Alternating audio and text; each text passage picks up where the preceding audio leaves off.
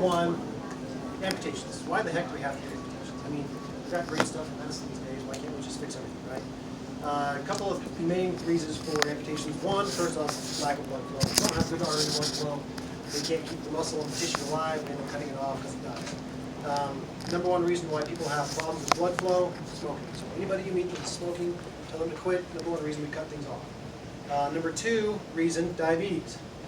So if you know anybody who's diabetic, tell them to get that under control and watch their weight, control their blood sugars, keep their A1C below 7, and just keep an eye on their feet especially. Obviously we also amputate fingers and toes, but most commonly it's legs below the knee because of the small vessel disease that happens with diabetes. It just destroys all the little things first. Unfortunately, your toes are the furthest thing away from your heart, so they're the first ones to go. Other most common things, high blood pressure, high cholesterol, history of trauma or injury, infection, all of those things can lead to an amputation. Most commonly, diabetes and smoking. So, if we ever get to that, I'll show you a picture. But, 0% down that. No problem. So with artery flow, what we're really trying to prevent is clogging up the arteries. So if there's anything that causes clogging the arteries, we want to get rid of. With smoking, it's just inflammatory response with all of the toxins and the chemicals that come into the body. With diabetes, it's just the sugars constantly irritating the vessel wall, which causes scar tissue and plaque buildup. High cholesterol, obviously, we just have plaque buildup because there's cholesterol in vessels. And as those vessels kind of narrow, you start to see pretend like I know how to draw. And it's not exactly accurate, but this is your knee joint right here. Up here you get the groin. You got some other fundamental branches going off here, but don't really care. Down here, most commonly you'll run into small vessel disease, which is just hardening of the arteries, where we get little areas where the plaque kind of builds up and builds up and builds up, and then we get this narrowed spot. Flow can't get through there very well. So we call, when this starts to cause problems or pain in the leg, we call that ischemia. And we'll get pain where they're walking and they'll be able to get about 10 or 15 feet and they're like, oh, my leg's cramping and I can't walk any further. They have to rest for just a minute. I'm sure the therapists get this all the time. After a minute of just standing there, they don't have to do anything, they just have to stand there. The blood is able to get back in there, it gets rid of all that extra toxin stuff, and then the muscle has enough blood flow that it stops cramping, and then you're able to walk another 20 or 50 feet, however far you were able to go the first time. You're able to repeat that consistently at the same level with the goal of eventually getting to make that longer and longer. But if this blocks off completely and you lose flow down here altogether, and we can't go in there and restore that either through putting a balloon in there to stretch that open, or putting a stent in it, or bypassing around it, then we lose blood flow there, and that oftentimes will lead to an amputation. Now commonly, I got stuff to scribble. Can they use TPA on that? So, what's that, Randy? Can they use TPA on those clots or no? Not typically, because when you get a clot of this type, it's not because a clot came in and blocked it. It's because plaque has collapsed today. So going into TPA doesn't get rid of plaque that's in there. TPA would be fantastic if you had a thrombus that traveled somewhere else and came down and just got stuck right there. You could theoretically use TPA for that. Typically, they're not going to do that with a vessel that's below the knee, just because they're small down there. And it's hard to get, once you get past this trifurcation in the calf, this is right about here. Once you get past this trifurcation, it's really hard to get balloons down in there and have any real long-lasting effect. The vessels are just so small, the balloons are bulky and awkward. And long term, we'll eventually be getting better at this, but we're not good at it yet. So technology just hasn't caught up with what we want to do. So what we end up doing is, as drawn here, very terribly sorry, you have 3 vessels. When you go into do an amputation, let me see if I can find a picture here. So, very familiar to Ballard, there are 2 vascular surgeons. That's me and Jordan, our new PA, who was hired on a year ago. This is what we want our vessels to look like. Nice green and lush, right? Rivers run through there, blood, everything, not PAD or amputation. We often have this desert of no blood flow, terrible perfusion and everything, and so we have to go in. This kind of illustrates what I was drawing in over here, where you get plaque buildup in the vessel that doesn't allow for proper flow. You get claudication pain when they walk. And so I won't get into the amputation.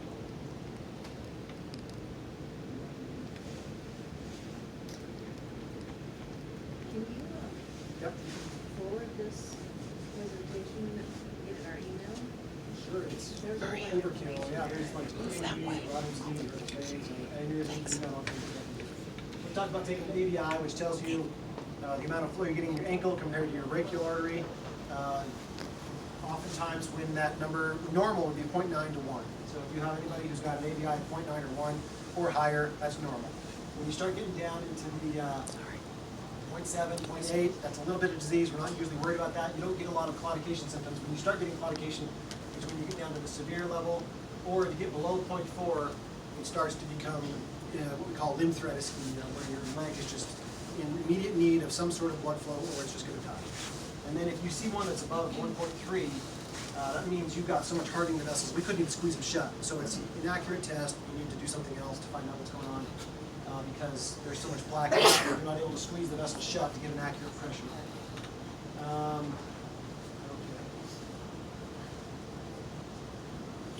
Okay, so oftentimes when you have a lack of blood flow, you'll start off by seeing they've got like a dead toe, turns black, and we're like, oh, that's terrible. So we'll run an ABI, we'll do an arterial ultrasound, we'll try to evaluate what kind of flow they have down the leg. And if we see something that can restore that flow, we will. But if we don't, then we start talking about amputation.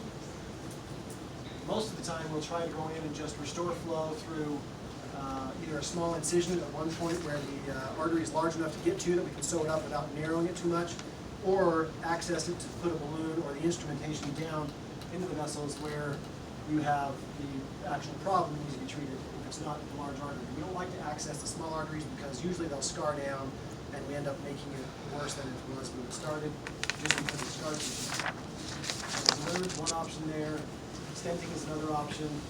And then let me try and clean something up. We're not doing that right now. So, okay. So here's where we really care about stuff. So as we see here, when we finally decide that a leg is not salvageable, we come back over here, and we decide that it's time to take it off. One, we have to make sure there's enough blood flow to the amputation site that if we cut it off there, it's going to heal there. So if you see here, this is a below knee that we're working on. This is an above knee, actually. And we've all of you have seen both types of amputations on rehab. An above knee amputation, frankly, heals faster because it's closer to the heart. It's usually got more blood flow. You've got major arteries that are like, you know, this big around, the size of your thumb, coming through that artery or that thigh, and it's easier to get flow to that healing wound site. Down below the knee, you've got to make sure you've got good blood flow down into the popliteal vein or artery, which is behind the knee, so that if we lose little spots down here that cause the lack of blood flow or the ischemia of the leg, you still have enough collateral flow to get down there and heal the amputation. So once you get down there, as it shows here, we have to do what's called the 2/3, 1/3 method.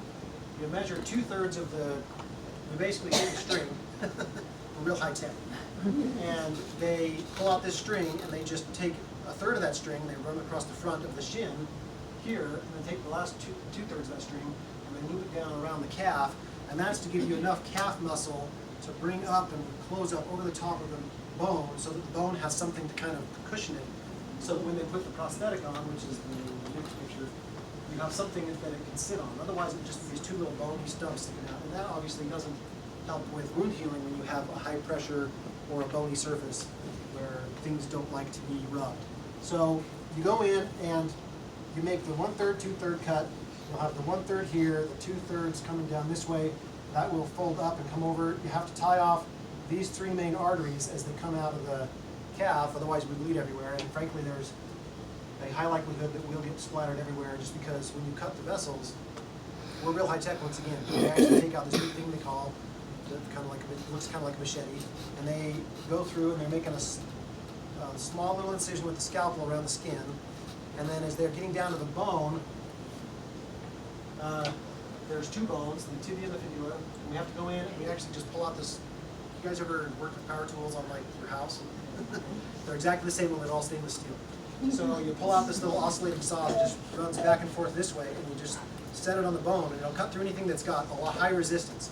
So as you saw on the bone, it feels that high resistance, and it'll cut through the bone with a back and forth motion. If you were to slide off the bone and it hits the tissue, it doesn't cut the tissue because the tissue doesn't offer resistance. So the saw is sort of selective in what it cuts, but if you pushed hard enough on the tissue, you'd still cut through that. But it cuts through the bone, can cut through both of the bones. We have to cauterize the bone marrow because it'll lose a little bit as well. And after we're done with that, you've got basically just a limb that has a bunch of muscles and the arteries attached. Well, after we get rid of the bones, we just come in with a big machete and you just take it and just slide it, just cuts the whole thing off and it falls off the table. Well, somebody's supposed to be holding it, but they just take that, they stick it in the bag and it goes off and gets in there. But now you've got, because we had to take all of that at once so that we could start closing up the bone, all three arteries are exposed at the exact same time. So we usually have 3 or 4 people in there assisting, and we just basically take our finger and just pop it in the end of the amputation site and hold the blood flow while he goes through and ties off one at a time. And that's why there's a lot of blood loss during an amputation. So when you're checking all your labs, it's one of the reasons why we'll have to check labs after amputation, because they do lose a significant amount of blood during amputation surgery. After that's all done, we sew things back up, and oftentimes we'll have a little drain on the side. You guys don't see the immediately post-op amputations, but obviously you see them about 6 or 7 days later here on rehab. Do you guys have standard backup blood? With an amputation, we always have blood that's been typed and crossed. Whether or not we transfuse it depends on how much we feel like we're losing during the procedure. But there's always a type and cross done before the surgery. So, kind of to back up, you got a problem with blood flow. We try to restore it as best we can with either endovascular procedures or bypasses. Once those options are all exhausted, we then move to amputation. We try to amputate as low on the leg as possible just to give you the most functionality as possible. So if we can get away with a toe or a transmetatarsal amputation, we'll do that. But if all else fails, we'll do a below knee or an above knee. Once we go to surgery, the surgery takes about 2 hours. And most of that is a bloody kind of mess because the saws are flicking pieces of whatever all over the place. Blood squirting everywhere.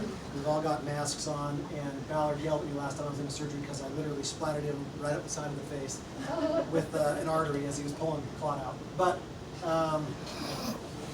after we finally get all the bleeding stopped, we cauterize the little spots with just a little electrocautery. In surgery, it smells like barbecue. It's just a little zap of electricity. We get everything kind of calmed down, we rinse it all out, get rid of all the bone particles, we don't want anything left behind that's not supposed to be there because of risk of infection, and then we start to sew it up. And as we sew it up, there are a bunch of different layers. We've got the muscle layers, we've got the fibrous layers, we've got tendon, and we've got then the skin that's the last thing. So, you can't see it very well, but they've got a bunch of different types of sutures in here, and when we're starting to close those all up, we do it in a couple of different layers. Usually 3 or 4 layers. So the ones all on the inside are all done with a big, thick, fibrous suture, and those all stay in place forever. They never dissolve. They're just inside their leg forever. And one of the reasons why it's very important not to get an infection, because if that suture material gets infected, you have to open that back up, pull it all out, and then either wound vac it closed, or if you think it might be possible, rinse it all out and reclose it. But there's even higher risk with a second opening of an amputation than the first time. So once we get down to closing all those, we get to the skin, and we use those little purple stitches at the very end. They're the synthetic material. They don't dissolve. We have to remove those, but depending on what kind of blood flow we have at the amputation site, we'll start to remove those at 2 or 3 or 4 weeks. Most of the time, we'll leave them in a minimum of 10 days just because we want to make sure the skin has had a chance to grow into each other. Because if we pull one of those stitches out and the skin pops open, technically things are closed underneath that, but now we've just introduced a new way for bacteria to get in there and infect everything. So once we close all that, we put a little drain in to help get rid of some of the extra fluid that might be left behind, and we send them off usually to the 5th floor or to ICU. They spend a minimum of 5 days on bed rest with the leg elevated. It's got a big old wrap on it with an ace bandage. We've got a flexible cast that they create, those kind where you pull out of the box, get them wet, shape them into place, and they harden over a few minutes. We put one of those underneath their leg to help keep their legs extended out, because one of the things that we will often run into is what kind of problems with an amputation. So the contractures of the knee, because there's no longer a heel for them to set down, and so that knee is going to bend really easily, and it's harder for them to keep that leg extended. And of course, we want to make sure they're able to extend the knee, because if they can't straighten the knee out, they can't stand on a prosthetic, and they are no longer ambulatory. And if you can't walk, your quality of life drops really quickly. There have been some studies that say that people who get an amputation will die many, many years earlier if they can't keep their physical activity up. So those therapists, you make sure they're in there working with them. I know the patients hate it sometimes, but the therapists know what they're doing. So it's very, very important that they work with therapy. After the 5 days, we'll take all the dressings off and look at the incision. If things look really good, the drain, we'll usually pull that out on day 2 or 3 whenever the drainage slows down. We don't suture the drains in place because we don't want to have to take all of the dressings off to take the drain out. If the drainage has dropped, we don't see any bleeding issues, I'll just pull it at the bedside and just slide right out. That little hole closes up over a day, and you'll have a little tiny scab on the end of that when you take the first big dressing off. Once we do that, actually, I think, talk about casting. Oh, we've got the little cast over. You've all seen the casts. So on day 5, if everything looks great, Jordan or I will come up and do the cast. Sometimes you'll see Snowish and Ballard do a cast, but frankly they don't do very often. Jordan and I are way better than that. So most of the time it'll be Jordan and me that create a cast. And usually what we try to do is just do a few inches above the amputation site. We don't want to get on top of the knee because that's going to be a pressure point. And we don't want it to be so far up that it constricts, because what we're trying to avoid, erase all of this. You guys took pictures of that, right? So we want to have the leg, and what happens usually is you'll have kind of the knee coming down, the knee kind of sticks out a little bit, it's always a little bit bigger, right? We're super accurate here. We do the amputation, and we've got this little suture line down here. What oftentimes happens after a surgery is this will swell, and you get a bunch of swelling down here, so you get this kind of little bulb at the bottom of the leg. If I went on and just put an amputation cast clear up to here, and just followed that, I would have kind of this bulbous looking cast. And when I try and pull that off, this little narrowed portion, when I come down here, it's going to hit that bulb and then not want to come off, because I'm stuck on the tissue.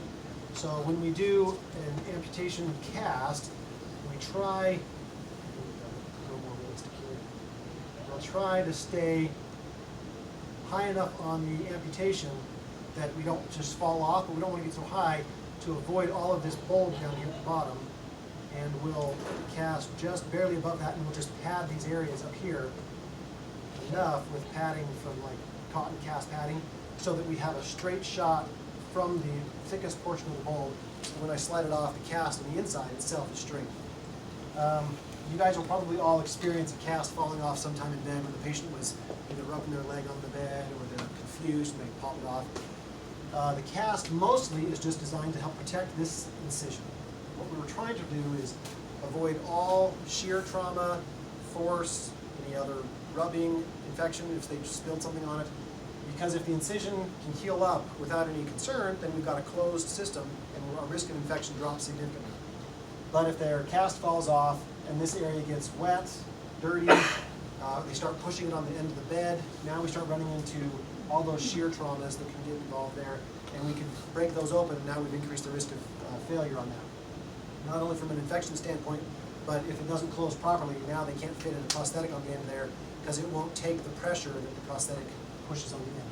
So Jordan and I will do the cast, and then you guys usually see them either that day or the next day or the day after that, within a couple of days of putting the cast on. Most of the time, we like to leave these in place for a week to allow everything on the inside to fill up. We've put some, you guys have seen the Xeroform, that yellow gauze that's got that fun smell and is goopy.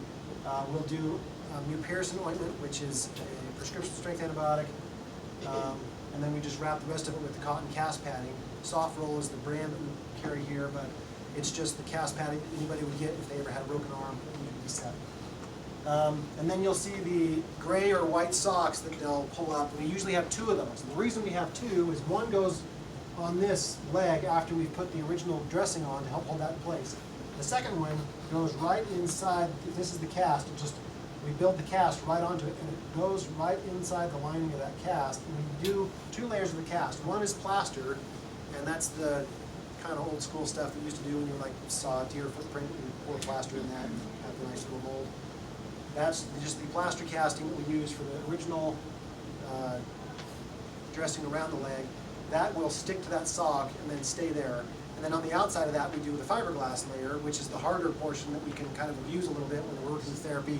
If the patient says, oh, I need to get up, and the therapist says, wait, don't do that, and they whack their wheelchair, or they hit the door frame, or whatever, you know. That's to help protect that so we don't get problems with the skin breakdown. And then when we take the sock off, we actually just pull the sock down and wrap it around the outside of this cast, and the cast will just stay in that sock, and you can pull that sock on and off with the cast as many times as we need. And then the other sock is still in place to help offer a little compression to help with swelling. Another reason why we want to have the leg elevated, oftentimes on pillows. Just a little plug for pillows. If you ever have pillows underneath people's legs, you always want them lengthwise. You don't want them this way, because then you have pressure on the calf and their leg still hangs down. Whereas this way, their heel will sit right at the end of that, their leg will come up, and here's their knee right here. You can kind of support the entire calf. With an amputation, you just want to make sure that stump cast is elevated on that pillow to help keep the swelling down, so that incision has a chance to heal without the It's swelling. not applicable above and below. I thought above when you weren't supposed to. Above knee, it's a little harder with an above knee because it's more awkward, but if you can get it on one pillow, that's nice. It's harder to do and keep it in But bed. I thought that we were taught they didn't like it. Well, because it and that caused depends on how contraction. old and contracted they are. Okay. Above knee amputations are a little bit different in that we never put a cast on an above knee just because there's so much tissue, and you can't get this little bulb thing under control with an above knee amputation. So if you have a below knee, you get this little bulb like this. If you have an above knee, the thigh is just shaped like this and then it stops. And so the cast never stays on. The socks are constantly falling off. Half the time we've cut the sock in half just so we can pull it up higher, or they'll have a wrap around their waist that the sock is pinned to, and that helps keep it in place. But a lot of times when you guys get an above knee amputation from us, they won't even have a dressing. And that's just, we don't get as much shear force trauma because they can't push an above knee amputation into their bed like they can with a below knee, with that knee joint. And so we'll just leave the above knees open, or we'll have you guys just put a little bit of gauze around that with some of that Surgilast casting or netting to hold it in place with some tape on. So after the cast, they come to you. We usually will come see them twice a week in rehab to take off the dressing, evaluate the wound. At 10 to 14 days, we'll start taking out a few sutures. And normally when we do the sutures, you'll see a whole bunch of them. We'll start taking one out on the edge, because the edge is usually the first place to heal, because it only has an incision up to the point where the skin is now intact. So it'll heal fastest on both sides this way. The middle will be the last part to heal for two reasons. One, it's in the middle of the incision. And two, right here is where the big bone is going to be poking out. So this is the thinnest part of the skin as well, after we've folded up that flap. So, and your other bone is going to kind of be floating off here, and half the time this one's not even attached. It loses its good structure, and it'll kind of just float around in the calf. And sometimes it becomes a problem with prosthetics with a little tiny sore right there. The fibula is kind of a useless bone after we've cut it in half. So the tibia will still have pressure here, and you'll need to watch for any breakdown of the skin at that point. After they've been in rehab for a couple of weeks, we may have taken out, sorry, I dropped this.